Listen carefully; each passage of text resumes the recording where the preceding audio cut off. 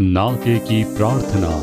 पिछले 44 वर्षों से यीशु छुड़ाता है सेवकाई के माध्यम से भारत के आशीष के लिए हर महीने के अंतिम शनिवार को नालू मावड़ी में नाके की उपवास प्रार्थना का आयोजन होता है। ये सेवकाई परमेश्वर द्वारा चुना गया है ताकि पूरी दुनिया में बेदारी की आग फैलाई जा सके। 22 फरवरी 2025 को नाके की प्रार्थना नालू मावड़ी के परमेश्वर के तंबू में आयोजित की गई। भारत के विभिन्न राज्यों और विदेशों से परमेश्वर के बच्चों की एक बड़ी संख्या ने देश की बेदारी के लिए उपवास करने और उत्साहपूर्वक प्रार्थना करने के लिए इस कार्यक्रम में भाग लिया। जब यीशु छुड़ाता है कि सेवकाई और इजराइल राष्ट्र में सेवकाई कर रहे भाई किरण के परिवार ने वीणा संगीत के साथ स्तुति और आराधना सत्र का नेतृत्व किया तो प्रभु की उपस्थिति वहां एकत्रित लोगों पर प्रकट हुई।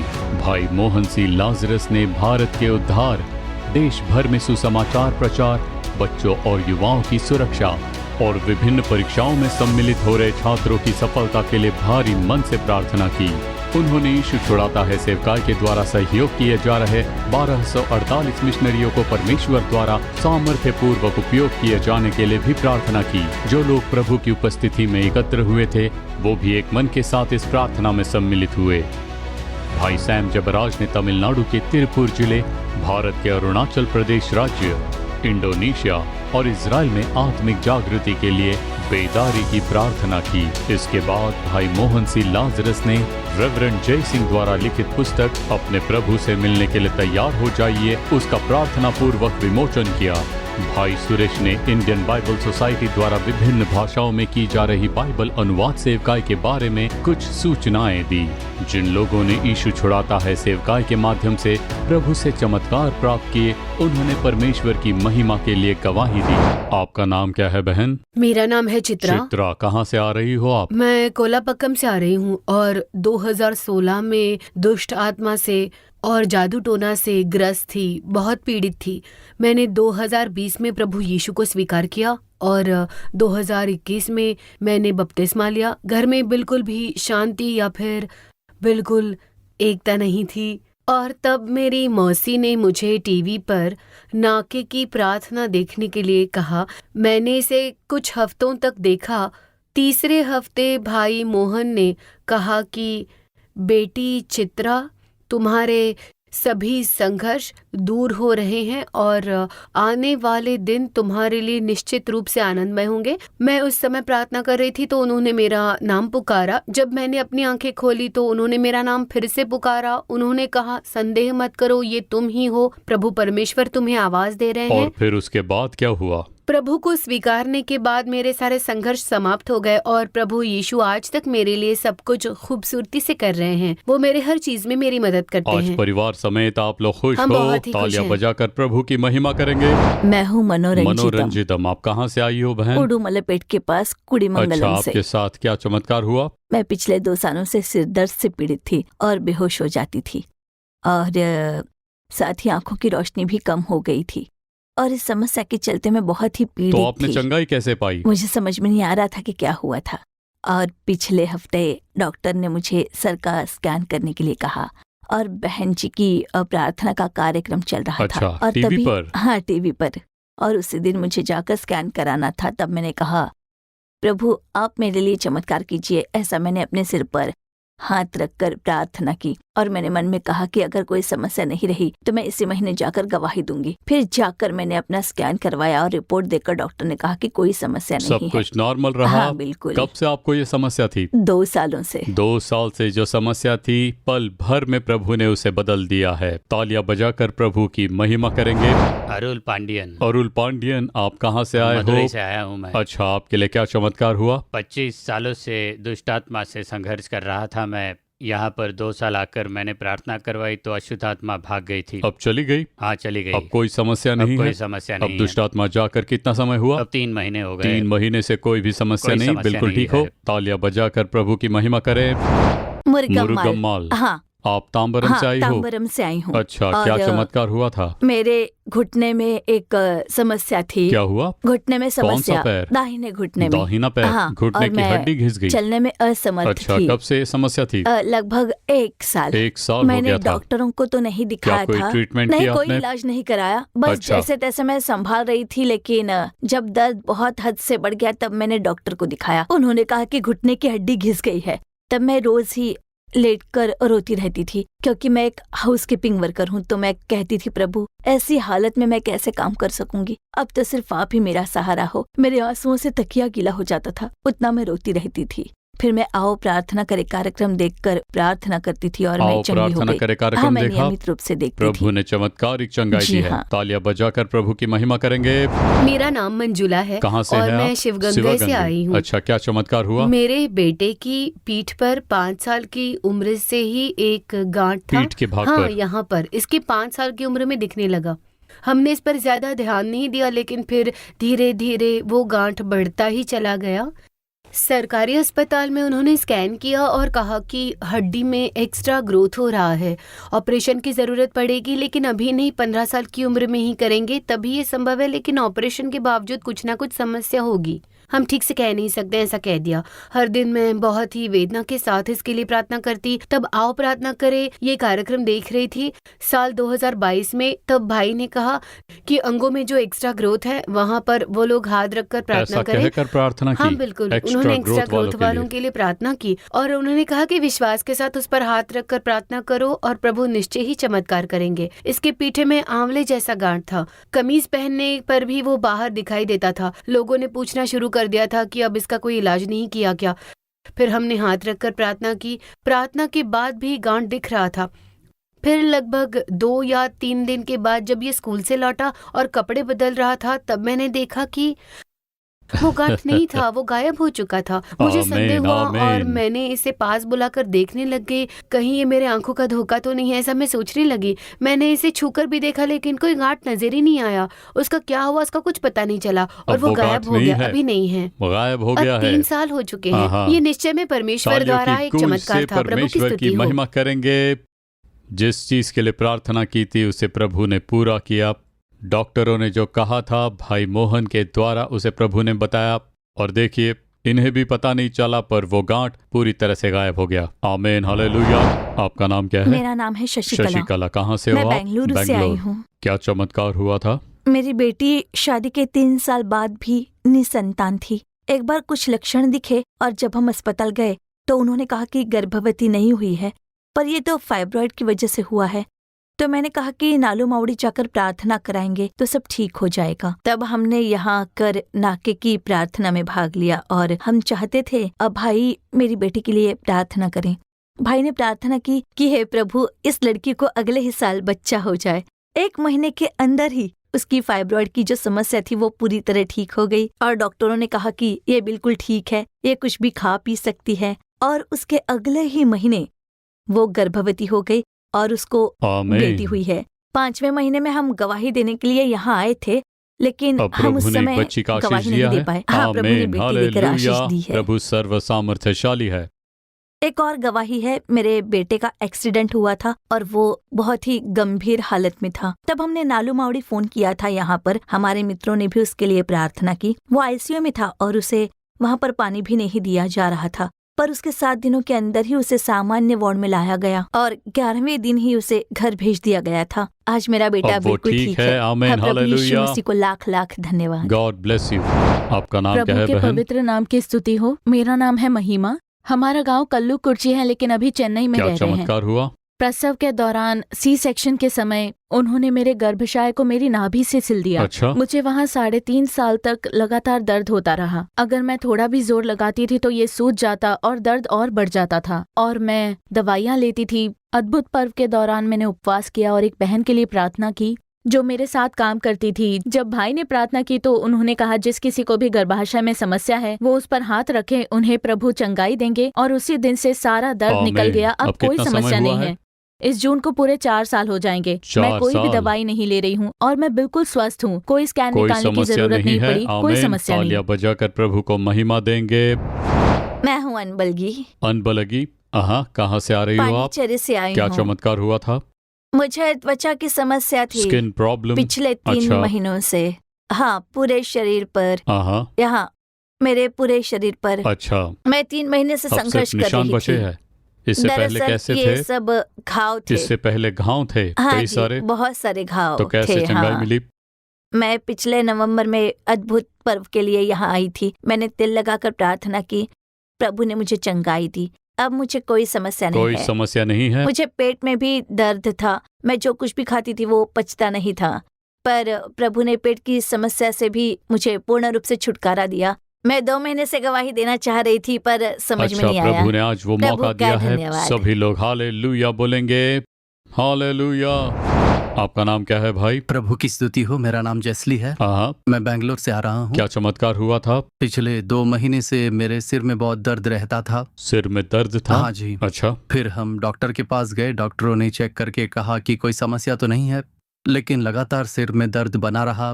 पिछले महीने नाके की प्रार्थना के लिए मैं यहाँ आया था, और उस प्रार्थना के बाद जब मैं यहाँ से गया वो सर का दर्द नहीं रहा। अब कोई दर्द नहीं? कोई दर्द नहीं। बेवजह का दर्द था। हाँ जी। अब पिछले महीने से ठीक हो गया है? बिल्कुल ठीक। आमीन, हालेलुया। मैं हूँ विजय रानी। मैं उडुमलेपेट से आ रही हूँ। पिछले 2 सालों से डर से बुरी तरह प्रभावित थी। मैं हर समय उसी के बारे में सोचकर चिंतित रहती थी और हमेशा रोती रहती 2 थी। साल से? अच्छा, लेकिन कैसे छुटकारा मिला? भाई ने मेरा नाम लेकर पुकारा, विजय रानी तुम्हारे डर के बंधन से तुम्हें छुटकारा मिल रहा है, ऐसे उन्होंने टीवी कहा। प्रोग्राम हाँ। में? आओ प्रार्थना आओ करें प्रार्थना कार्यक्रम करें में 2 कार्यक्रम में। फरवरी 2022 को उन्होंने नाम लेकर पुकारा और उसी क्षण से मुझे छुटकारा मिल गया। अब मैं बहुत खुश अगले हूँ, पल कोई ही तकलीफ छुटकारा? नहीं है। हाँ, पूर्ण रूप से छुटकारा मिला है, मुझे कोई डर नहीं है, मैं बहुत खुश हूँ। आमीन, हालेलुया। मेरा नाम गुणशेखरन है। प्रभु के नाम की स्तुति हो। गुणशेखरन। अच्छा, गुणशेखरन। हाँ जी, KGF से आ रहा हूँ। हाँ, आपकी क्या समस्या थी? मुझे लगभग 6 साल से पाइल्स की समस्या 6 थी। साल से हाँ जी, पाइल्स? और उसके इलाज के लिए मैं अस्पताल जाता था, टैबलेट्स खाता था। डॉक्टरों ने कहा कि ऑपरेशन करना पड़ेगा। दर्द लगातार बढ़ रहा था, मैं ठीक से बैठ नहीं पाता था और मैं यात्रा भी नहीं कर पाता। और भाई मोहन ने प्रार्थना के समय कहा कि अपने शरीर के भाग में अगर दर्द है तो वहां पर हाथ रख कर प्रार्थना करे। तो मैंने भी वैसे प्रार्थना की। अब घर की स्विच लगाते ही जैसे टिक करके आवाज आती है, वैसी एक आवाज मुझे आई जैसे ही मैंने प्रार्थना की। और जिस समय से मुझे वो आवाज सुनाई दी उसी समय से मुझे पूर्ण रूप से चंगाई महसूस हुई और डॉक्टरों ने भी कहा कि ऑपरेशन की जरूरत नहीं है। आमीन। अब कितना समय और हुआ तुरंत है? ही मुझे वो चंगाई महसूस हुई। अब चंगाई पाकर कितना समय 3 हुआ? महीने हो गए, मुझे कोई समस्या नहीं कोई है। समस्या नहीं है। 6 साल से जो समस्या थी वो प्रभु ने एक पल में ही दूर कर दिया। हालेलुया। आज आप कई लोगों के लिए प्रभु चमत्कार करेंगे। तो भाई, आमीन। और एक बात है कि मैं पिछले 10 सालों से जब भी कलीसिया जाता था ठीक से आराधना करता, पर संदेश के समय नींद आ जाती। पर हाल ही में प्रार्थना के बाद तब मुझे नींद नहीं आती है। आमीन। गहरी नींद की आत्मा चली गई। आमीन, हालेलुया। हम कन्याकुमारी जिले से आ रहे हैं। हाँ। हमारी शादी को अब 3 साल हो चुके हैं। शादी के 6 महीने के अंदर ही मेरे पति को पीठ में तकलीफ शुरू हो गई और उन्हें सर्जरी करवानी पड़ी। सर्जरी के 2 महीने के बाद वे गंभीर डिप्रेशन में चले गए थे। उनके मन में हमेशा आत्महत्या के विचार आते रहते थे और बहुत संघर्ष करते थे वो। उसी दौरान मैं गर्भवती हुई, लेकिन डॉक्टरों ने कहा कि भ्रूण में कोई वृद्धि नहीं है और इसे गर्भपात करना होगा। ये सुनकर वो फिर से गहरे डिप्रेशन में चले गए। इसलिए मैं उन्हें यहाँ ले आई। मैंने आंसू के साथ प्रार्थना की और कहा कि प्रभु यीशु, कृपया मेरे पति को चंगा कर दीजिए और इतना ही नहीं, हमें बच्चे का आशीष दीजिए। अब मेरा जुलाई में गर्भपात हुआ था और अगस्त में मैं यहाँ आई थी और सितंबर में फिर से मैंने गर्भधारण किया। तब डॉक्टरों ने कहा कि हो सकता है कि बच्चे का विकास ना हो, लेकिन प्रभु परमेश्वर ने मुझे एक बच्चे का आशीष दिया। उन्होंने मेरे पति को भी पूर्ण रूप से चंगाई दी। तालियां बजाकर प्रभु की महिमा करेंगे। मैं हूँ अमुदा। अमुदा, चेन्नई से आ मैं रही हो चेन्नई आप? से आई आपके हूँ। लिए क्या चमत्कार हुआ मैं था? 2006 से ही सर्प की आत्मा से जूझ रही थी। कितने और वर्ष तक समस्या थी? करीब 19 साल। 19 साल। पर ये कोई साधारण बात मैं नहीं। सो नहीं पाती थी। अच्छा, बहुत आप संघर्ष सो नहीं था। पाती? मैं सो नहीं तो पाती। कैसे छुटकारा मिला? एक बार जब भाई ने नाकी की प्रार्थना के दौरान हाँ। कहा कि जिसे माफ नहीं कर पा रहे उसे माफ करो, पुत्र ने यदि स्वतंत्र किया तो सचमुच स्वतंत्र हो जाओगे। वो संदेश सुनने के बाद मैंने माफ किया और हाँ, छुटकारा उसी दिन पाया। छुटकारा मिल गया। हाँ, बिल्कुल। 19 साल से जो सर्प इन्हें वेदना पहुंचा रही थी वो एक ही पल में बाहर निकल गई और आज ये परिवार समेत खुश है। आमीन, हालेलुया। बहन चल्ला रानी अप्पादुरई ने उन लोगों के लिए विशेष प्रार्थना की जिन्होंने पत्रों के द्वारा अपनी प्रार्थना विनती भेजी थी। भाई सैम जबराज ने उन लोगों की विनती के लिए प्रार्थना की जो व्यक्तिगत रूप से आए थे। परमेश्वर के तंबू के मूसा ऑडिटोरियम में बच्चों के लिए एक विशेष सभा आयोजित की गई। बच्चों को उनके आध्यात्मिक जीवन में विकास के बारे में सच्चाइयाँ सिखाई गई। अंत में भाई मोहन सी लाजरस ने प्रभु द्वारा प्रदान की जाने वाली आध्यात्मिक आशीषें इस शीर्षक पर परमेश्वर का संदेश साझा किया। प्रेरित पौलुस ने जो इफिसियों को पत्र लिखा उसके पहले अध्याय और वचन 3 में, हमारे प्रभु यीशु मसीह के परमेश्वर और पिता का धन्यवाद हो कि उसने हमें मसीह में स्वर्गीय स्थानों में सब प्रकार की आत्मिक आशीष दी है। उसने हमें मसीह में स्वर्गीय स्थानों में सब प्रकार की आत्मिक आशीष दी है। सब प्रकार की आत्मिक आशीष से उन्होंने हमें भरपूरी से भरा है। हमारे परमेश्वर के पास कई तरह के आत्मिक आशीष है। आशीष देना परमेश्वर की प्रकृति है। हम बाइबल में पढ़ सकते हैं कि आदम और हव्वा की सृष्टि के बाद परमेश्वर ने उन्हें आशीष दिया। जब परमेश्वर ने अब्राहम को बुलाहट दी, उन्होंने उसे आशीष दिया। जब इसहाक ने भूमि में बोया तो प्रभु ने उसे 100 गुना बढ़ने का आशीष दिया। प्रभु ने याकूब को आशीष दिया। तो हम देखते हैं कि प्रभु लोगों को आशीर्वाद देते रहे हैं। वो कल, आज और हमेशा एक जैसे है। आज भी अपने लोगों को आशीर्वाद देने वाले प्रभु है। कई तरह के आशीर्वाद है। सांसारिक आशीष होते हैं, दुनिया की भली भली चीजें, संसार में मिलने वाली भलाइयाँ। हमारे बच्चे पढ़ाई में सफल हो, ये सांसारिक आशीष है। इस दुनिया के लिए एक भलाई। जब हमें नौकरी मिलती है तो हम अच्छे से कमाई करते हैं, ये भी सांसारिक आशीष है। हम व्यवसाय के लिए प्रार्थना करते हैं, परमेश्वर हमारे व्यवसाय को आशीष देते हैं, ये एक सांसारिक आशीष है। हम घर मांगते हैं, परमेश्वर हमें घर देते हैं, ये भी एक सांसारिक आशीष है। एक तरह का आशीर्वाद परिवार से जुड़ा है। हमें अपने बच्चों के लिए अच्छे रिश्ते मिलने चाहिए, उनका वैवाहिक जीवन अच्छा होना चाहिए। जब हम उसके लिए प्रार्थना करते हैं तो परमेश्वर हमें आशीष देते हैं, ये पारिवारिक आशीष है। हम गर्भ का आशीष मांगते हैं, परमेश्वर हमें संतान की संपत्ति से आशीष देते हैं, ये भी पारिवारिक आशीष है। और इसके अलावा कुछ अन्य सांसारिक आशीष भी होते हैं। कुछ आशीर्वाद हमारे स्वास्थ्य से जुड़े होते हैं। हम अच्छे स्वास्थ्य के लिए प्रार्थना करते हैं, प्रभु हमें अच्छा स्वास्थ्य प्रदान करते हैं। ये बीमारी मुझे पीड़ा दे रही है, हम उस पीड़ा से मुक्ति के लिए प्रार्थना करते हैं, प्रभु हमें चंगा करते हैं और आशीष देते हैं। ये स्वास्थ्य से जुड़ा आशीष है। हम प्रभु से सांसारिक आशीष मांगते हैं और उन्हें प्राप्त करते हैं। लेकिन एक और तरह का आशीष है, ये है आध्यात्मिक आशीष, जो कि आत्मिक आशीष है। बाइबल इससे आत्मिक आशीष का नाम देती है। परमेश्वर ने मसीह में हमें स्वर्गीय स्थानों में सब प्रकार की आत्मिक आशीष दी है। सबसे महत्वपूर्ण आशीष जो प्रभु हमें देना चाहते हैं वो है आत्मिक आशीष। हमें सिर्फ इसी पर ज़्यादा ध्यान देना चाहिए, लेकिन हम सांसारिक आशीषों पर ज़्यादा ध्यान देते हैं, जैसे कि चंगा होना, छुटकारा पाना, कर्ज की समस्या से मुक्ति, पढ़ाई में सफलता, नौकरी पा लेना। हम ऐसी सांसारिक आशीषों के लिए ज़्यादा समय देते हैं। हम इन चीज़ों के लिए उपवास करते हैं और उसके लिए प्रार्थना भी किया करते हैं। हम हर तरह की चीज़ें करते हैं, लेकिन सबसे महत्वपूर्ण बात यह है कि प्रभु हमें आत्मिक आशीष देना चाहते हैं। और जब हम ये आत्मिक आशीष प्राप्त करते हैं तो बाकी सभी आशीषें उनमें जुड़ जाती हैं। मैं आपके साथ 3 महत्वपूर्ण बातें साझा करना चाहता हूं और फिर हम प्रार्थना करेंगे। सबसे पहली बात है, प्रेरितों के काम अध्याय 2 और वचन 47 में लिखा है, और परमेश्वर की स्तुति करते थे और सब लोग उनसे प्रसन्न थे, और जो उद्धार पाते थे उनको प्रभु प्रतिदिन उनमें मिला देता था। और जो उद्धार पाते थे उनको प्रभु प्रतिदिन उनमें मिला देता था। तो उद्धार पाना एक अनुभव है। उद्धार पाना यही आत्मिक जीवन का पहला कदम है। यह हमारे प्रभु के साथ हमारे रिश्ते का पहला अनुभव होता है। ये अनुभव ही है जो हमें ये निश्चय देता है कि मेरा उद्धार हुआ है, प्रभु ने मुझे बचाया है। अपने जीवन में इसके बारे में ज़रा सोचिए। यदि आपसे पूछा जाए क्या आपका उद्धार हुआ है तो क्या उत्तर देंगे? जब मेरा उद्धार हुआ उसके बाद 3.5 साल मैं कलीसिया जाता रहा, चेन्नई के पहाड़ी में। वहाँ मैं सीधे घुटने टेक कर प्रार्थना करता, कई देर तक मैं प्रार्थना करता था। मैं जहाँ पर रहता था हमारे पड़ोसी मसीही परिवार थे।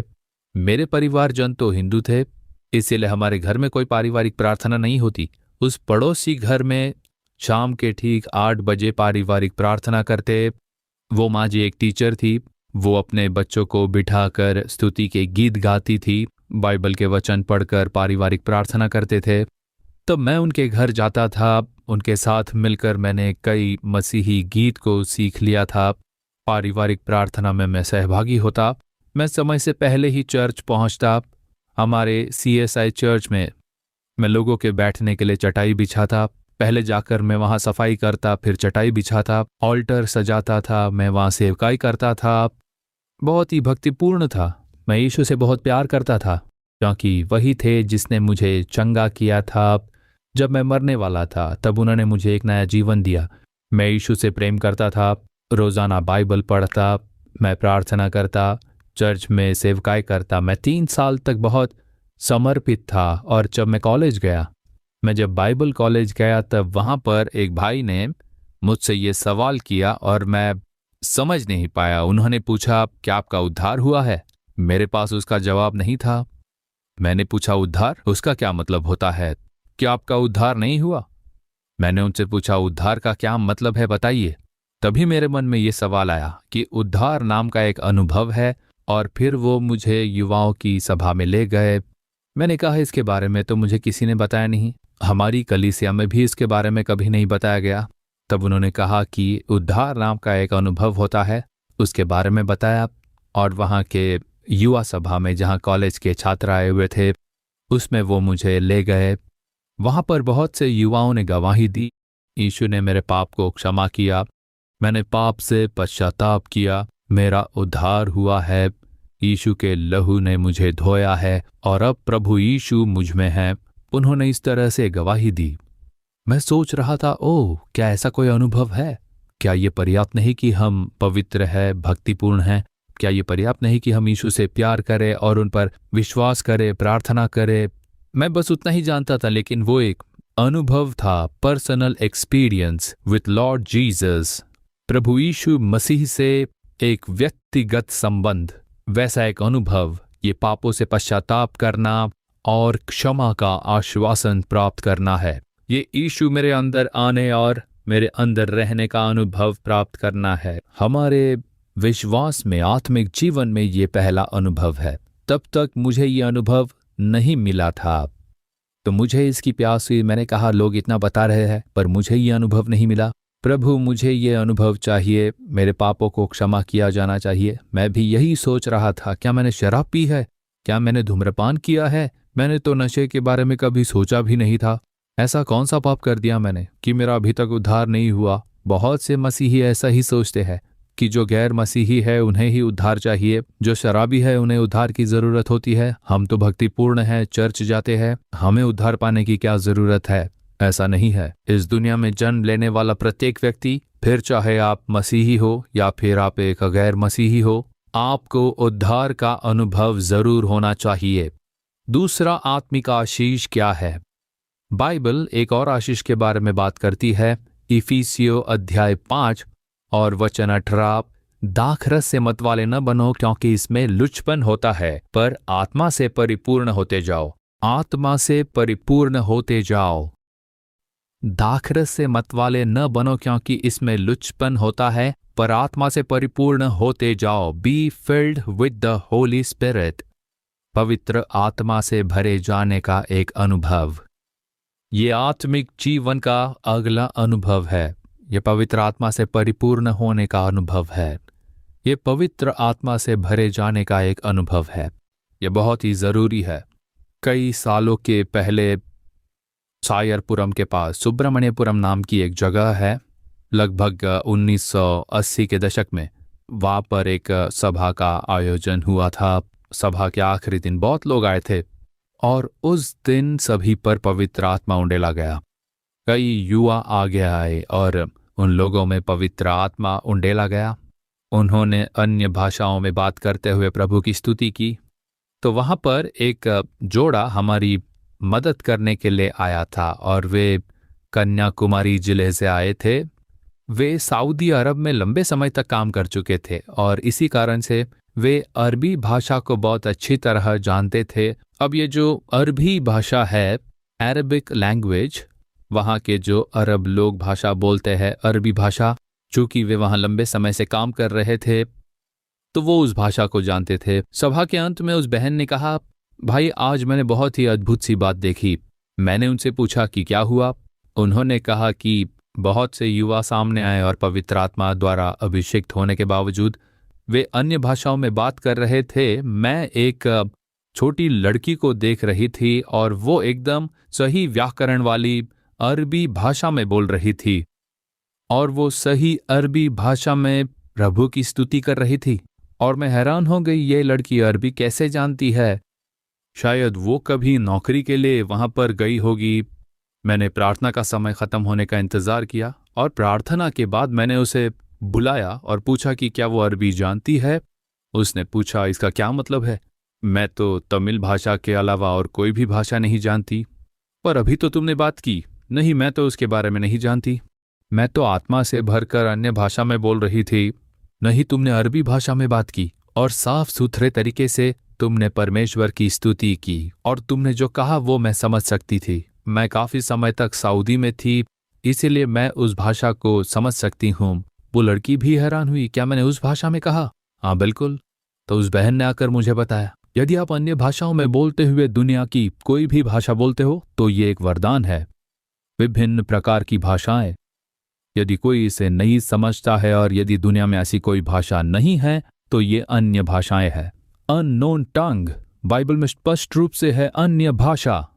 कोई भी उस भाषा को नहीं समझ सकता। इसीलिए पहले कुरिन्थियों में अध्याय 14 में कहा गया है, जो अन्य भाषा में बोलता है वो मनुष्यों से नहीं बल्कि परमेश्वर से बात करता है और वास्तव में उसे कोई भी नहीं समझता। यही बाइबल में लिखा गया है। अगर आप अन्य भाषा में बोलोगे तो कोई भी इसे नहीं समझेगा, क्योंकि वो परमेश्वर के साथ बात कर रहा है, प्रभु के साथ रहस्य की बातें हो रही है। ऐसा बाइबल में लिखा है। क्या आप प्रभु से बात करना चाहते हैं? पवित्र आत्मा से भरने के लिए जगह दीजिए और स्तुति और प्रार्थना करने के लिए अन्य भाषाओं में बोले। जब आप पवित्र आत्मा से भर जाते हैं और अन्य भाषा में बोलते हैं तो हम मनुष्यों से नहीं बल्कि परमेश्वर से बात करते हैं। और हम परमेश्वर से क्या बात करते हैं? रहस्य, सीक्रेट। परमेश्वर उन भाषाओं को समझ सकता है जो हम बोलते हैं। प्रभु उसका उत्तर देंगे। हम इसे समझ सकते हैं। अन्य भाषाएं वो भाषा है जो प्रभु ने हमें परमेश्वर के साथ बातें करने के लिए दी है। हालेलुया। बहुत से लोग इस आशीष को नहीं चाहते या वो ये प्राप्त नहीं करते हैं। पवित्र आत्मा से भर जाना और अन्य भाषाओं में बोलना किसी बड़े घर का निर्माण करने या नौकरी पाने से कहीं अधिक बड़ी आशीष है। इस आशीष को न चूके। इस आशीष को खोइए मत।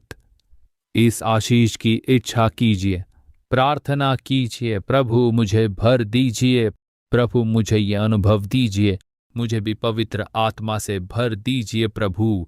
जब ये अभिषेक आता है तो आपके जीवन में कई चीजों का उत्तर आपको मिलेगा, क्योंकि प्रभु यीशु प्रेरितों के काम 1:8 में कहते हैं, जब पवित्र आत्मा तुम पर आएगा तो तुम सामर्थ्य प्राप्त करोगे। वो क्या सामर्थ्य है?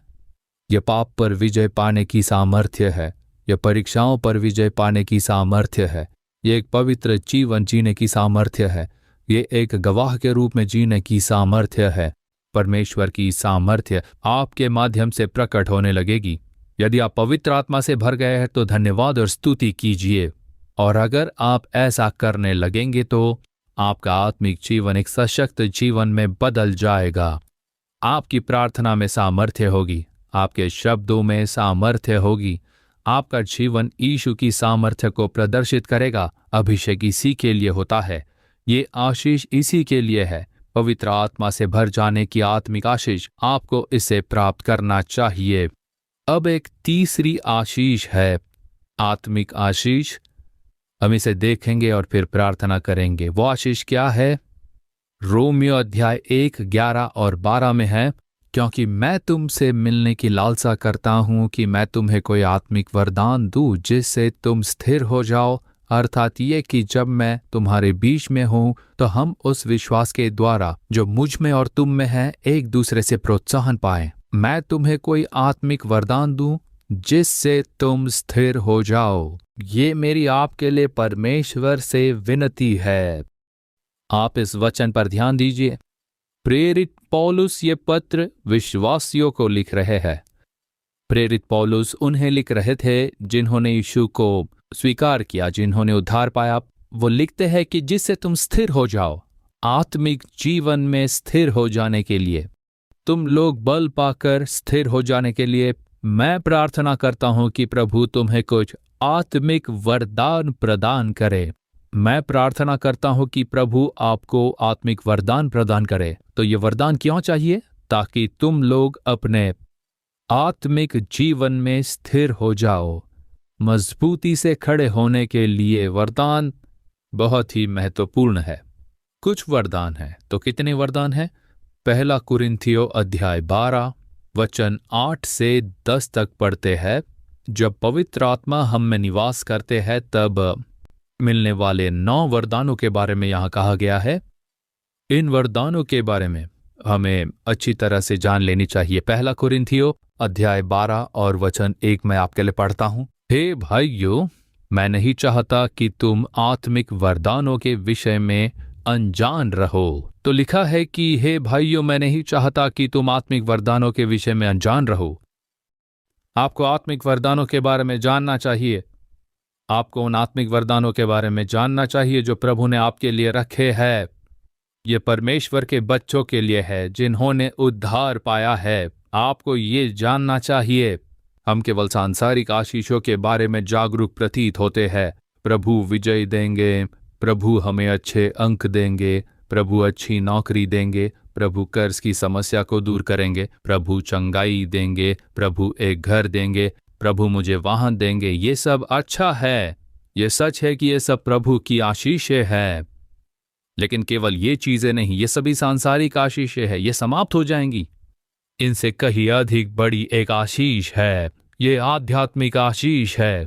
ये वे आध्यात्मिक वरदान है जो हमें पवित्र आत्मा के माध्यम से दिए गए हैं। मैं नहीं चाहता कि आप इनसे अनजान रहे। आपको इन्हें जानना चाहिए। वो वरदान क्या है? ये क्यों दिया गया है? ये कैसे काम करता है? क्या ये वरदान मेरे लिए आवश्यक है? आपको ये जानना चाहिए। आपको ये नहीं सोचना चाहिए कि वरदान केवल परमेश्वर के सेवकों, प्रचारकों और अन्य प्रभु के दासों के लिए है। लेकिन वचन ऐसा नहीं कहता। पौलुस ने रोम में विश्वासियों के लिए प्रार्थना की कि वे वरदान प्राप्त करें। जब हम पहले कुरिन्थियों अध्याय 12 और 14 पढ़ते हैं तो हम देखते हैं कि कुरिन्थुस की कलीसिया में सभी 9 वरदान वाले विश्वासी थे। वो लिखते हैं कि उन्हें इन वरदानों का उपयोग कैसे करना चाहिए। इसलिए ये विश्वासियों के लिए है। आप एक शिक्षक हो सकते हो, आपको इस वरदान की आवश्यकता है। आप एक बैंकर हो सकते हो, आपको ये वरदान चाहिए। आप एक बिजनेसमैन हो सकते हो, आपको इस आध्यात्मिक वरदान की जरूरत है। आप एक छात्र हो सकते हैं, आपको इन आत्मिक वरदानों की आवश्यकता है। आप एक गृहिणी हो सकते हो, आपको भी आत्मिक वरदानों की आवश्यकता है। इन वरदानों की प्रतिज्ञा उन सभी के लिए की गई है जिन्होंने यीशु को स्वीकार किया है। आज हम इसके प्रति सजग नहीं है, लेकिन प्रभु कहते हैं वरदानों के बारे में जानिए। क्या ये जान लेना ही काफी है? पहला कुरिन्थियों अध्याय 14 वचन 1, प्रेम का अनुकरण करो और आत्मिक वरदानों की भी धुन में रहो, विशेष करके ये कि भविष्यवाणी करो। प्रेम का अनुकरण करो और आत्मिक वरदानों की धुन में रहो। कवट द स्पिरिचुअल गिफ्ट्स। आज इसे कई लोग निरुत्तर कर रहे हैं।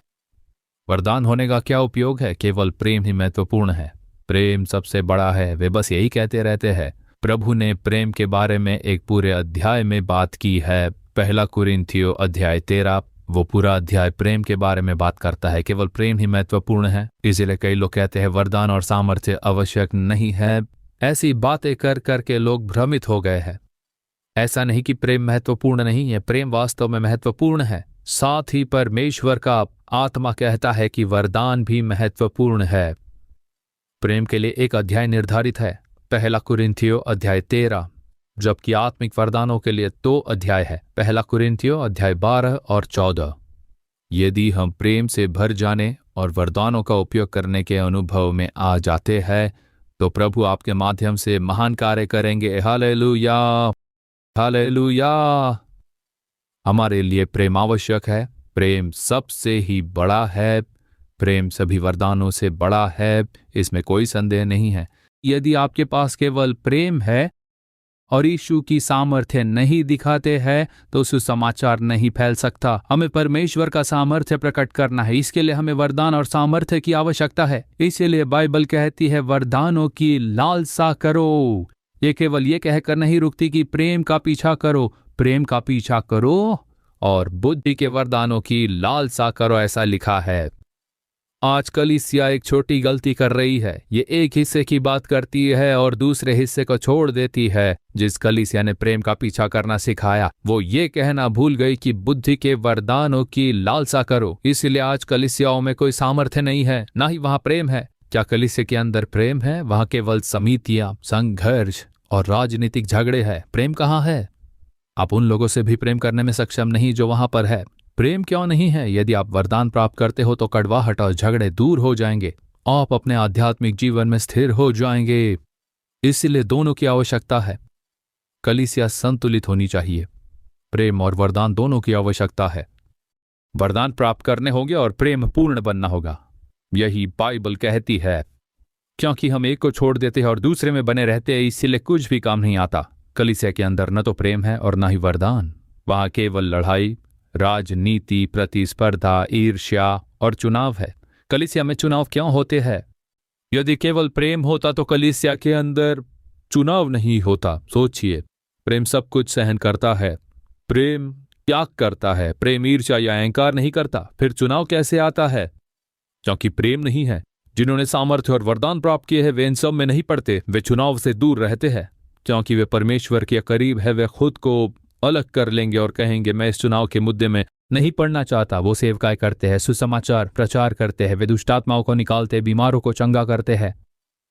आपको दोनों की आवश्यकता है। Hallelujah, hallelujah. प्रभु मुझे अपने प्रेम के साथ साथ अपने वरदानों से भी भर दीजिए पिता। वरदान, 9 वरदानों का उल्लेख किया गया है। इसके अलावा सेवकाई के लिए कुछ वरदान है। सेवकाई को संचालित और प्रबंधित करने के लिए भी वरदान है। पवित्र आत्मा हमें 9 वरदान देते हैं। इनका उल्लेख 1 कुरिन्थियों अध्याय 12 8 से 10 में किया गया है। मैं इसे आपके लिए पढ़ता हूं। क्योंकि एक को आत्मा के द्वारा बुद्धि की बातें दी जाती है और दूसरे को उसी आत्मा के अनुसार ज्ञान की बातें, किसी को उसी आत्मा से विश्वास और किसी को उसी एक आत्मा से चंगा करने का वरदान दिया जाता है। फिर किसी को सामर्थ्य के काम करने की शक्ति और किसी को भविष्यवाणी की और किसी को आत्माओं की परख और किसी को अनेक प्रकार की भाषा और किसी को भाषाओं का अर्थ बताना।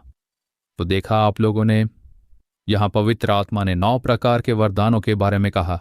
आप घर जाकर यह अध्याय जरूर पढ़िए, 1 कुरिन्थियों अध्याय 12 और वचन 8 से 10 तक।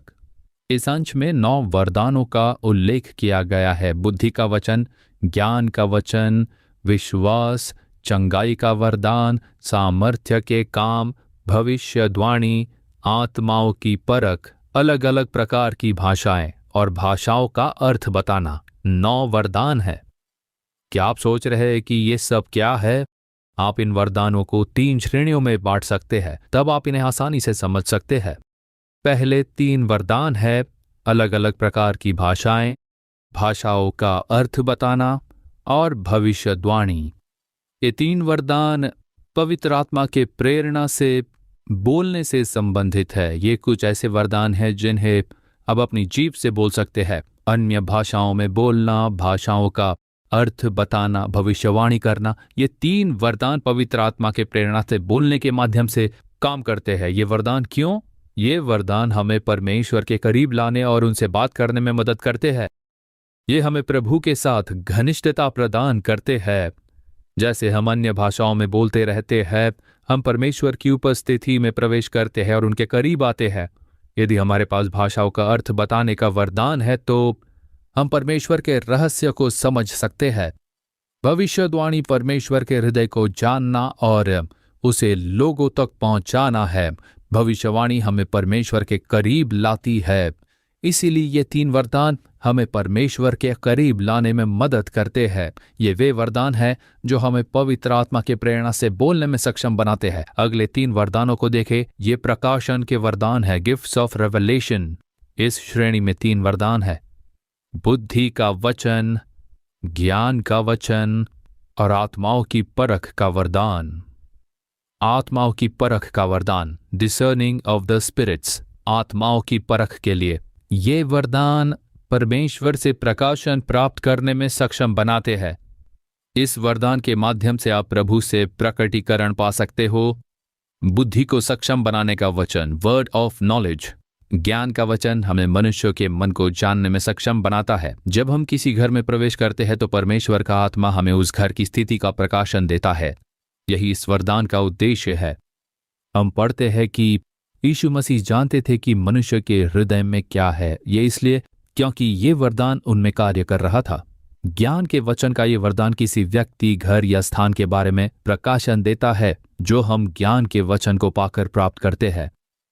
अब जो बुद्धि का वचन है, यह हमें किसी भी समस्या का समाधान प्रकट करता है। ज्ञान के वचन का वरदान ये प्रकट करता है कि ये समस्या क्या है, जबकि बुद्धि के वचन का वरदान उस समस्या का समाधान प्रदान करता है। आत्माओं की परख का वरदान ये जानने में सक्षम बनाता है कि ये किस प्रकार का आत्मा है जो कार्य कर रहा है। इस बेटे में, इस बेटी में काम करने वाली आत्मा सामान्य है या जादू टोने की है, ये कहाँ से आ रही है, ये किस प्रकार की आत्मा है, हम ये सब जान सकते हैं। कई साल पहले मैं सेवकाई के लिए कन्याकुमारी जिले में गया था। वहां एक जगह है जिसे स्वामी तोपू कहा जाता है। स्वामी तोपू। मेरे बचपन में हम परिवार के साथ वहां उस देवता की पूजा करने जाते। ये एक अजीब प्रकार का देवता है। कन्याकुमारी जिले में माथे पर एक निशान लगाते थे। हम उस समुदाय से संबंधित थे। हम वहां 3 दिन रहते थे। बाद में जब मेरा उद्धार हुआ और सेवक बन गया, मैं उसी जगह पर एक सभा आयोजन करने में गया था। सभा अच्छी तरह से चली और कुछ महीने बीत गए। दरअसल 2 साल बीत चुके थे। मैं नागरकोइल में एक वकील के घर में था। वो हमारी सेवकाई के ट्रस्टी थे। वहां पर एक लॉयर आए थे। उन्होंने मुझे देखते ही खुशी से बात करना शुरू कर दिया। उन्होंने कहा, आज मैं वकील बना हूं, ये आपकी वजह से ही है, नहीं तो मैं हत्यारा बन जाता और जेल चला जाता। मैं कुछ समझ नहीं पाया। मैंने उसे कहा कि मैंने तो आपको पहले कभी नहीं देखा। उन्होंने कहा, आपकी जानकारी के बिना ही कुछ हुआ। मैंने उनसे पूछा कि क्या हुआ। उन्होंने कहा कि आप स्वामी तोपू में एक सभा के लिए आए हुए थे। मैंने कहा, हाँ, आप उस सभा में प्रचार कर रहे थे। मेरा एक दोस्त उस सभा में शामिल होना चाहता था, तो मैं उसे अपनी साइकिल पर बिठाकर ले आया था। अब देखिए, मैं भी एक मसीही था, लेकिन ईश्वर मेरे बीच कोई संबंध नहीं था। मैंने अपने दोस्त को सभा में छोड़ा और फिर मैंने सोचा, आखिर ये क्या बोल रहे हैं। इतने सारे लोग बैठे हैं और इन्हें सुन रहे हैं। क्या इनका दिमाग खराब हो गया? ऐसा ये क्या कह रहे हैं और इन्हें क्या समझ में आ रहा है? मैं भी देखता हूं। ऐसा सोचकर मैं भी अपनी साइकिल के साथ खड़ा हो गया। प्रार्थना के समय आपने कहा, पीछे एक युवक खड़ा है और तुम एक तलवार लेकर चल रहे हो। तुम हमेशा एक तलवार लेकर ही चलते हो।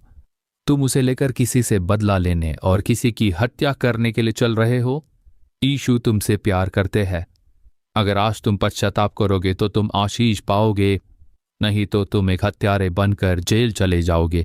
यीशु तुमसे प्यार करते हैं। ऐसा जब आपने कहा, मैं स्तब्ध रह गया। तो मैंने पूछा, क्या हुआ? वो बोले, मेरी साइकिल में हमेशा एक बैग लटका रहता था और उसमें एक तलवार रहती थी। मैं हर जगह उस तलवार के साथ जाता था। मैं एक व्यक्ति को ढूंढ रहा था ताकि उसे अकेले पकड़कर मार डालूं। मैं हत्या की ऐसी आत्मा के साथ घूम रहा था। आपने ठीक मेरे बारे में बात की। जैसे ही प्रभु ने मेरे दिल और मेरी तलवार के बारे में बात की, मैं कांपने लगा और यीशु के सामने मैंने आत्मसमर्पण कर दिया। मैंने उस दिन वो तलवार फेंक दी। आज मैं एक वकील के रूप में आया हूं भाई, ऐसा उन्होंने कहा। उन्होंने उद्धार नहीं पाया था, पर उस जगह उस वरदान ने काम किया, इसीलिए उन्होंने उद्धार पाया। हालेलुया। अब मुझे कैसे पता चला कि वो तलवार लेकर चल रहा है? प्रभु इसे जानते थे। उस वरदान ने उस प्राण के उद्धार के लिए वहां कार्य किया। वरदान प्राणों के उद्धार के लिए काम करते हैं, ना कि हमें महान बनाने या हमारी प्रसिद्धि के लिए। जब मैं मृत्युशैया पर था तो किसने मेरे लिए प्रार्थना की जानते हैं आप? वो परमेश्वर के पूर्णकालिक सेवक नहीं थे, वो कोई पास्टर नहीं थे, वो कोई चर्च नहीं चला रहे थे, वो एक मिशनरी नहीं थे, वो एक फैक्ट्री में काम करने वाले सामान्य इंसान थे। टीवीएस लूकास फैक्ट्री में काम करने वाले सामान्य इंसान एक नौजवान थे। वो परमेश्वर के पूर्णकालिक सेवक नहीं थे, लेकिन वो परमेश्वर की सामर्थ्य से भरे हुए इंसान थे। उनकी प्रार्थना में सामर्थ्य थी। जब उन्होंने प्रार्थना की तो यीशु आए, मुझे स्पर्श किया, उन्होंने मेरी मृत्युशैया को बदल दिया। प्रभु हम सभी को इसी तरह उपयोग करना चाहते हैं। आपको उनसे मांगना चाहिए, मुझे ये सामर्थ्य दीजिए, मुझे वो वरदान दीजिए प्रभु। आइए अब हम प्रार्थना के लिए खड़े हो जाएं। स्वर्गीय स्थानों में आत्मिक आशीषों के लिए हम प्रार्थना करेंगे। सभी अपने पैरों पर खड़े हो जाए। हे परमेश्वर, मुझे इस आत्मिक आशीष की आवश्यकता है, मुझे इस आत्मिक सामर्थ्य और वरदानों की आवश्यकता है, मुझे इस अभिषेक की आवश्यकता है ताकि मैं आपकी महिमा कर सकूं, आपके नाम को ऊंचा उठा सकूं, आपके लिए प्राणों को जीत सकूं और आपके करीब रह सकूं। मुझे वो अभिषेक दीजिए, ये सामर्थ्य और वरदान दीजिए प्रभु। हम प्रभु से मांगने जा रहे हैं। हम सभी अपने मुंह खोल कर मांगेंगे। सबसे पहले आत्मिक आशीष के लिए प्रार्थना करेंगे। सब लोग यहाँ ध्यान दीजिए। ये उद्धार का अनुभव है। ये एक ऐसा अनुभव है जहां हम कहें मेरे पाप क्षमा हो गए, यीशु मेरे अंदर आ गए हैं, उनके लहू ने मुझे धो दिया है। आपको यह अनुभव सबसे पहले प्राप्त करना होगा। ये परमेश्वर के बच्चे होने का अनुभव है। यीशु मेरे अंदर रहते हैं, मेरे पाप क्षमा हो गए और मेरा नाम जीवन की पुस्तक में लिखा गया है। आपको यह अनुभव प्राप्त करना होगा। जब आप अपने पापों से पश्चाताप करते हैं और यीशु के लहू से धुल जाते हैं, तभी आपको उद्धार का अनुभव होगा। यदि आप कहते हैं मैंने अभी तक ये अनुभव प्राप्त नहीं किया है, लेकिन मुझे आज ये चाहिए, मैं चाहता हूं कि यीशु का लहू मेरे हृदय को शुद्ध कर दे, मैं चाहता हूं कि वो आए और मेरे अंदर निवास करे, मुझे उद्धार के इस अनुभव की आवश्यकता है, मुझे पाप से छुटकारे की जरूरत है, मुझे क्षमा का आश्वासन चाहिए, तो इस समय मैं उन्हीं लोगों के लिए प्रार्थना करने जा रहा हूं। हे यीशु, मेरे पापों को क्षमा कीजिए। यीशु, मेरे हृदय को अपने लहू से शुद्ध कर दीजिए। मेरे अहंकार को क्षमा कीजिए, मेरे चिड़चिड़ाहट वासनाओं को क्षमा कर दीजिए, इन पापी आदतों को क्षमा कर दीजिए। जो अपने अपराध छिपाता है उनके कार्य सफल नहीं होते, पर जो उसे मानता है और छोड़ देता है उस पर दया की जाएगी। अपने पाप कबूल करें। हे यीशु, मेरे पापों को क्षमा कीजिए, मेरे हृदय में आ जाइए प्रभु यीशु। यीशु, मेरे हृदय को अपने लहू से शुद्ध कर दीजिए। अपने पापों को कबूल करते हुए आप लोग प्रार्थना कीजिए। हे प्रभु, बहुत से लोग खुद को समर्पित कर रहे हैं, वे अपने पापों को कबूल कर रहे हैं और इस समय वो पश्चाताप कर रहे हैं। प्रभु, उन पर दया कीजिए, अपने लहू से उन्हें धो दीजिए, उस वचन के अनुसार धो दीजिए जो कहता है यीशु का लहू हमें सभी पापों से शुद्ध करता है। उनके हृदय को अपने लहू से शुद्ध कर दीजिए। वे प्रार्थना कर रहे हैं, यीशु मेरे हृदय में आ जाइए, आ जाइए प्रभु, उनके हृदय में आ जाइए प्रभु, आप उनके हृदय में आ जाइए। यीशु, मेरे हृदय में आ जाइए। हे यीशु, अपने लहू से मुझे शुद्ध कीजिए। मैं आपको अपने प्रभु और उद्धारकर्ता के रूप में स्वीकार करता हूँ। जो लोग प्रार्थना कर रहे हैं अपने हाथों को अपने हृदय पर रखें। प्रभु, उन्हें अपने लहू से धो दीजिए, उन्हें उद्धार की खुशी दीजिए, उन्हें उद्धार की खुशी दीजिए। पाप के बंधन पूरी तरह टूट जाएं। यीशु के लहू में विजय, आज यीशु के नाम में छुटकारा। धन्यवाद, धन्यवाद, धन्यवाद यीशु, आपकी स्तुति हो। अब जिन्होंने इस तरह प्रार्थना की है वो अपना दाहिना हाथ उठाए और कहे, यीशु मुझे क्षमा करने के लिए, मेरे हृदय में आने के लिए आपका धन्यवाद। आपके लहू ने मुझे शुद्ध किया है, उसके लिए धन्यवाद। आपके सभी पुराने पाप धुल जाएंगे, आपके पुराने पाप अब आपका पीछा नहीं करेंगे, इसलिए आपको अभिषेक की आवश्यकता है। जब पवित्र आत्मा आता है तो आप सामर्थ्य प्राप्त करेंगे, सभी पुराने पाप चले जाएंगे और आपको एक नई सामर्थ्य मिलेगी। अभिषेक। हम भी पवित्र आत्मा से भरना चाहते हैं। मुझे अन्य भाषा में प्रभु की स्तुति करनी है। मैं प्रभु के साथ अन्य भाषाओं में संवाद करना चाहता हूँ। मुझे इस अनुभव की आवश्यकता है, मुझे ये अनुभव चाहिए। आप में से कितने लोग इसकी इच्छा करते हो? जो ऐसा चाहते हैं अपने हाथ उठाएं, अपनी आंखें बंद कर लें, कुछ मिनटों के लिए प्यास के साथ प्रार्थना करें। प्रभु, मैं आपसे प्यास और विश्वास के साथ प्रार्थना कर रहा हूँ। मुझे अभिषेक दीजिए, मुझे अपने आत्मा से भर दीजिए। मैं अन्य भाषाओं में आपकी स्तुति करना चाहता हूँ। मैं आपके साथ बात करना चाहता हूँ। मैं आपके करीब चलना चाहता हूँ। प्रभु, मुझे इसके लिए अभिषेक की आवश्यकता है। मुझे पवित्र आत्मा की परिपूर्णता चाहिए। मैं अन्य भाषाओं में आपकी स्तुति करना चाहता हूँ। मुझे भर दीजिए, भर दीजिए, अपने आत्मा से मुझे भर दीजिए। आपने कहा है, मैं अपना आत्मा सभी मनुष्यों पर उंडेलूंगा। अपना आत्मा मुझ पर उंडेल दीजिए। मुझे अपने अभिषेक से भर दीजिए। प्रभु, मुझे ये अभिषेक चाहिए।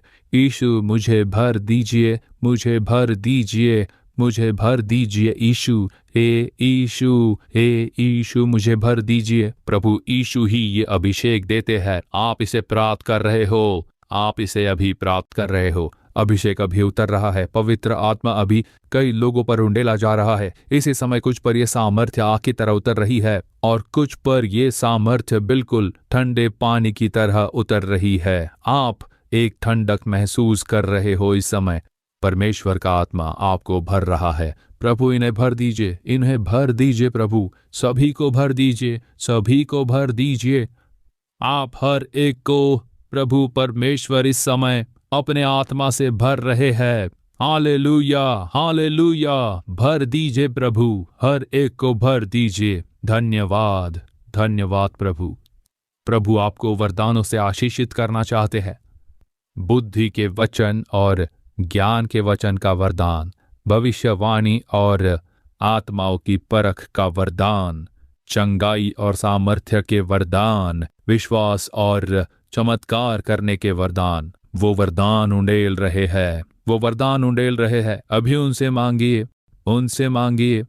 मुझे ये वरदान प्रदान कीजिए। वरदानों की लालसा करो और वरदानों की मांग कीजिए।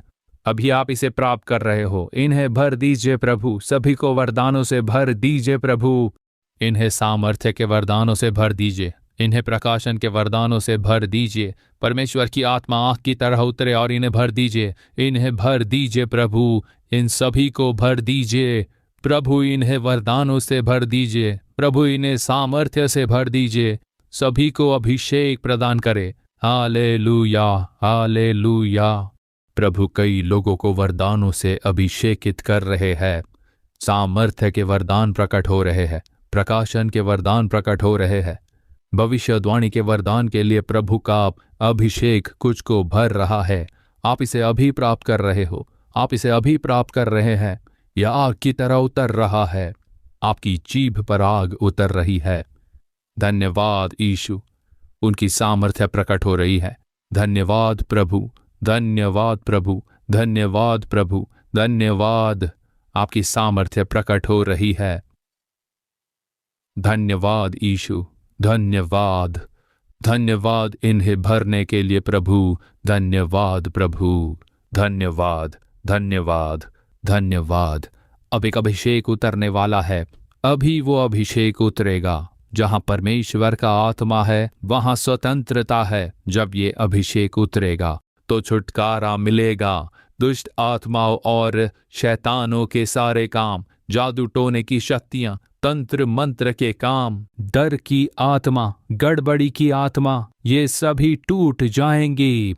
अभी छुटकारा मिलने वाला है। परमेश्वर का आत्मा हमारे बीच है। यहाँ परमेश्वर का आत्मा हमारे बीच में भारी रूप से उतर रहा है। जहाँ परमेश्वर का आत्मा है वहाँ पर छुटकारा है। जहाँ परमेश्वर का आत्मा है वहाँ छुटकारा है। आप सभी इसी समय वो छुटकारा पाओगे। यीशु के लहू में विजय है, यीशु के लहू में विजय है, यीशु के नाम में चंगाई है, यीशु के नाम में छुटकारा है। अपना मुंह खोलिए और यीशु का नाम लीजिए, यीशु का नाम लीजिए। इसे 2 मिनट तक कहते रहिए, यीशु के नाम में, यीशु के नाम में छुटकारा, प्रभु यीशु के नाम में छुटकारा, यीशु के नाम में जय, यीशु के नाम में जय, यीशु के नाम में चंगाई। जैसे ही आप यीशु का नाम लेते रहेंगे, आप छुटकारा पाते रहेंगे। अभी आप छुटकारा पा रहे हो, प्रभु का सामर्थ्य प्रकट हो रहा है। जो कोई भी यीशु का नाम लेता है वो चंगाई प्राप्त कर रहा है। जैसे ही आप यीशु का नाम लेते रहेंगे, आप छुटकारा पा रहे हो। दुष्ट बंधन टूट रहे हैं,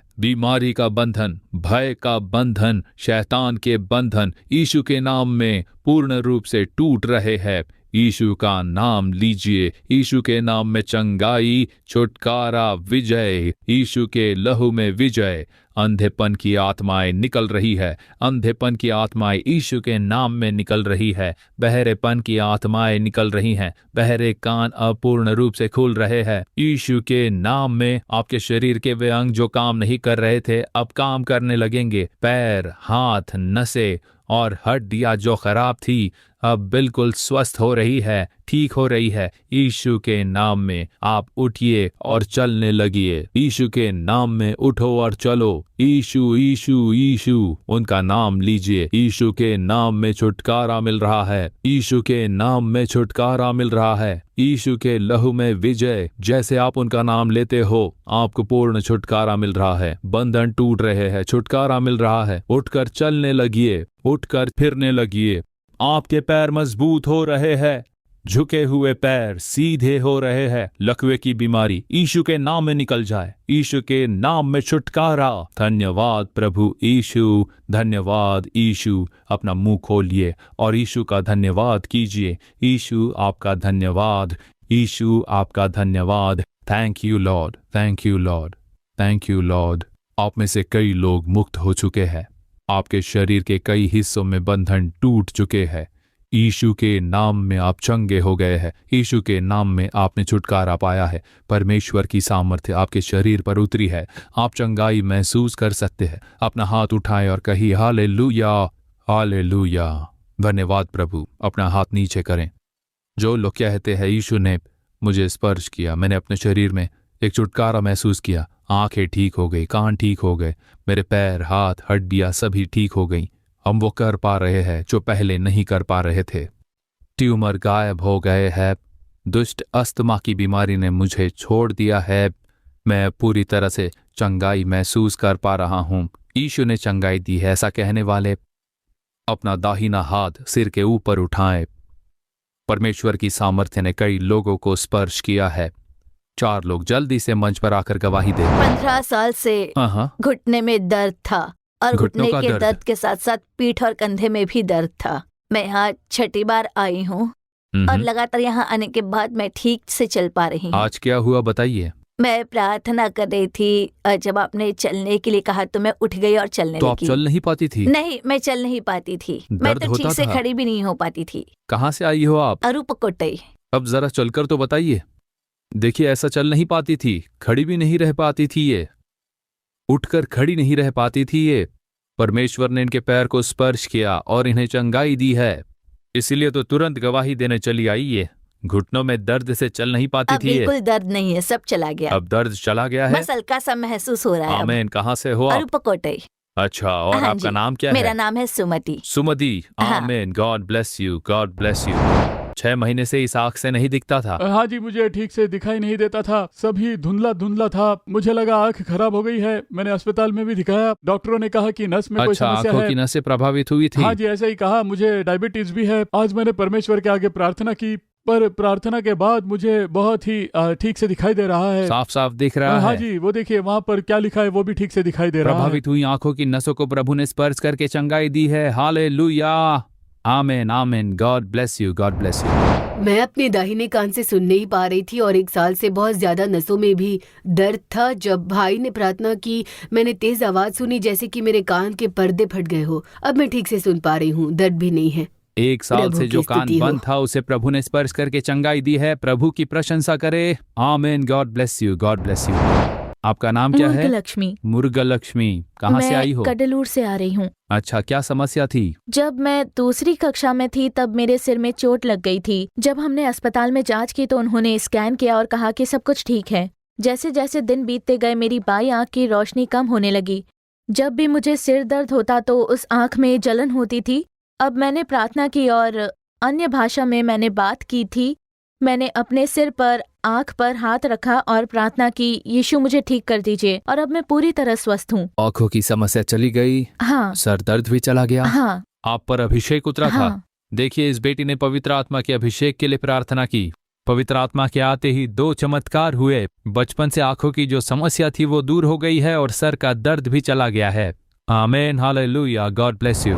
लगभग 3 साल से मेरा एक कान बंद 3 था। साल से इस कान से सुनाई नहीं कान देता से था। यहाँ गर्दन तक बाम लगाने के बाद आराम मिलता था, पर फिर से दर्द होने अब लगता साफ था। साफ सुनाई दे अब रहा ठीक है। से सुन पा रही हूँ। इस कान को बंद कीजिए। हाँ, सुनाई दे रहा है? सुन पा रही हूँ। अब हाँ अब हाँ 3 साल से इस कान से सुनाई नहीं देता था। प्रभु ने इस कान को स्पर्श करके पूर्ण रूप से चंगाई दी है। आमीन, God bless you, God bless you. मैं पिछले 1 साल से अपना हाथ नहीं उठा पा रही थी। बहुत ही दर्द होता था, काम नहीं कर पाती। अब बिल्कुल ठीक हूँ। यीशु ने चंगाई दी है। यीशु ने चंगाई दी आपका है। नाम क्या है? लूर्दू मेरी कन्याकुमारी से आ रही हूँ। लूर्दू मेरी कन्याकुमारी से। आमीन, गॉड ब्लेस यू। पिछले 10 महीने से दुष्ट आत्मा से मैं संघर्ष कर रही थी। मैं एक हिंदू पृष्ठभूमि से हूँ, मसीह को नहीं जानती थी। नालुमा वड़ी कलीसिया में आने के बाद शैतान ने मुझे परेशान करना बंद कर दिया। मैं 10 महीनों में कभी भी बाहर नहीं गई और आज उस दुष्ट आत्मा ने 7 बार कुछ शोर किया और 7वीं बार दुष्ट आत्मा ने कहा कि मैं कभी तुम्हारे घर नहीं आऊंगी। और दुष्ट आत्मा निकल हाँ, गई? चली गई। मेरे शरीर में नमक की कुछ समस्या थी और उसने उसे लिया और भाग गई। मैंने ये महसूस किया। आपका नाम क्या है? मेरा नाम है महालक्ष्मी। मेरा पिछले महीने ही उद्धार हुआ है महालक्ष्मी। और फिर मैंने अपना नाम बदलकर बियोला रखा ओ, है। प्रभु ने चमत्कारिक चंगाई दी है। तालियों की गूंज से प्रभु की महिमा करेंगे। आमीन, God bless you, God bless you. आपका नाम क्या मेरा है? नाम सुजाता है और मैं बेंगलुरु से आई हूँ। मुझे 2 सालों से सीने में दर्द था। मैंने अंग्रेजी दवाइयाँ ली लेकिन कोई फायदा नहीं हुआ। फिर मैंने आयुर्वेदिक दवा ली, उससे भी कोई फायदा नहीं हुआ। पिछली बार जब मैं नालू माउड़ी आई थी तो मैंने अपनी गोलियां ली और कहा, यीशु अगर आपकी मर्जी है तो मुझे गोलियां लेने दीजिए। और जैसे ही मैं पानी लेने गई वो दवाइयाँ गायब हो गई। तब से मैंने दवाइयाँ लेना बंद कर दिया। अब जब आपने प्रार्थना करने के लिए कहा तब मैंने सीने पर हाथ रखकर प्रार्थना की और तुरंत ही मैंने एक सफेद कबूतर को मेरे ऊपर आते हुए महसूस किया, जैसे दासत्व की जंजीर पूरी तरह से टूट गई हो। अब छुटकारा मिल चुका है। हाँ बिल्कुल। पवित्र आत्मा ने उतरकर जंजीरों को तोड़ दिया है। आमीन, कमजोरी की बेड़ियां तोड़ दी गई है। God bless you, God bless you. अब हम दूसरे आशीषों के लिए प्रार्थना करेंगे। बच्चों की पढ़ाई की सफलता के लिए प्रार्थना करेंगे। कई माता पिता अपने बच्चों की उच्च शिक्षा के लिए अच्छे विश्वविद्यालयों के लिए प्रयास कर रहे हैं। वे चाहते हैं कि प्रभु पढ़ाई से संबंधित सभी जरूरतों को पूरी करे। जिनके पास नौकरी नहीं है उन्हें नौकरी पाने की आवश्यकता है। जो निसंतान है उन्हें संतान की आशीष चाहिए। विवाह संबंधी कार्य में सफलता, प्रभु के आशीष चाहिए। जो इनके लिए प्रार्थना कर रहे हैं वो अपना दाहिना हाथ उठाएं और प्रभु से प्रार्थना करें। कहिए, प्रभु इस कार्य में मेरे लिए आप चमत्कार कीजिए। मुझे इस मामले में एक छुटकारा चाहिए। मेरे परिवार में इस स्थिति को बदल दीजिए। परमेश्वर यीशु चमत्कार कीजिए। यीशु का नाम पुकारिए आप लोग। प्रभु जिनके पास नौकरी नहीं है उनके लिए अच्छी नौकरियों के लिए रास्ते खोल दीजिए। उन्हें अच्छी नौकरियों की आशीष दीजिए। जो बच्चे पढ़ाई कर रहे हैं उन्हें सफलता का आशीष दीजिए। हमारे बच्चों की उच्च शिक्षा के लिए उनकी इच्छाओं के अनुसार विश्वविद्यालयों में रास्ते खोल दीजिए। उनके सभी आर्थिक जरूरतों को पूरा कीजिए। कर्ज की समस्या दूर कीजिए। गरीबी को दूर कर दीजिए। प्रभु आज से उनकी सभी आर्थिक कठिनाइयों को दूर कीजिए। उनके व्यवसायों को आशीषित कीजिए। प्रभु परिवार में शांति प्रदान कीजिए। जो अपने परिवार के उद्धार के लिए प्रार्थना कर रहे हैं उनका पूरा परिवार उद्धार पाले। परिवार के हर सदस्य उद्धार पाकर आपके लिए गवाही बन जाए। आज जिन विषयों के लिए प्रार्थना कर रहे हैं उसमें इन्हें चमत्कार हो जाए। जो आपकी सेवकाई करते हैं उनकी सेवकाई में आशीष प्रदान हो। सेवकाई के लिए आवश्यक अभिषेक और अनुग्रह, इन्हें आशीष प्रदान करने के लिए आपका धन्यवाद। उनकी प्रार्थनाओं का उत्तर देने के लिए धन्यवाद परमेश्वर। प्रभु यीशु के नाम में प्रार्थना करते हैं पिता, आमीन, हालेलुया। नाके की प्रार्थना में भाग लिए प्रभु के लोगों ने प्रभु से आध्यात्मिक आशीष प्राप्त किए और आनंद के साथ लौटे। For further details and prayer support, contact Jesus Redeems Ministries, Nalamavadi, Thoothukudi District, 628-211. Our phone number 04639 353535. info@jesusredeems.org. Our website www.jesusredeems.com. God bless you.